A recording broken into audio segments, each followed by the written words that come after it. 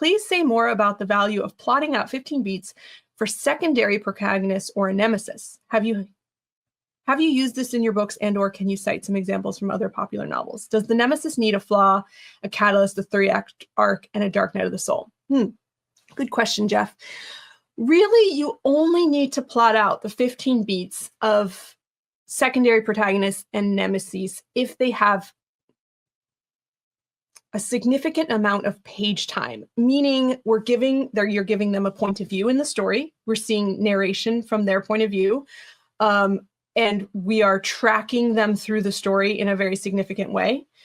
That's the only reason. If you have sort of a nemesis that is only being told or seen through the primary hero's point of view, or maybe is getting very sporadic points of view where we're not tracking a full arc for them or a full story for them, you don't really need the 15 beats for them. The 15 beats are really all about tracking a compelling character arc or a character journey, if you want to look at it that way.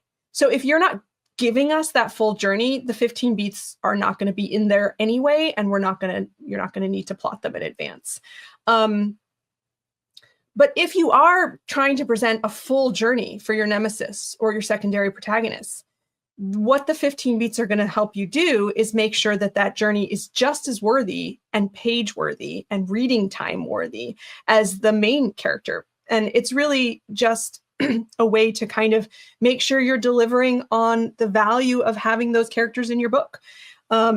If you can do that without the 15 beats, then the 15 beats are probably just happening naturally, and you don't really have to think about it that hard.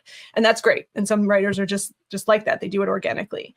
The reason I like to plot out the beats for every character who has a point of view is just to make sure that I am sort of checking the boxes and delivering a really good story for all the characters that have a point of view in my story. Because if I don't do that, I run the risk of the reader getting to those chapters and feeling like, why are we with this character? What's going on with this character? Why do I care about this character? And then sort of skimming to get back to the character who does have a compelling story. So it's just another way for us to track that compelling story and make sure that it's in there.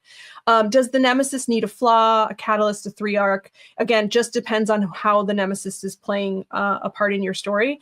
I would say that all nemesis worth their salt have lots of flaws, and maybe it's a backstory that you're hinting at throughout the story, but why are they the nemesis? Why are they evil, or whatever? Maybe they're not evil, maybe the protagonist is the evil one and the nemesis is not, but either way, why are they the way they are? And that's the question we answer with things like flaws. So I hope that answers your question. It's just a matter of how much page time you're giving those other characters and whether or not we need to track them. One extra note is that sometimes secondary characters and nemesis that do have full stories in your novel, sometimes they don't need all 15 beats. Sometimes they don't need their own B story. Maybe they are the B story for your hero, and therefore that beat is now shared with the hero. Sometimes the catalyst for the main protagonist is the same catalyst for the antagonist or the secondary protagonist, and therefore those beats are shared. So remember that you can share beats. Characters can share beats with each other. If you enjoyed this video, we've got a lot more on writingmastery.com. Check the description for links to our blog, free writing tools, and more. Happy writing.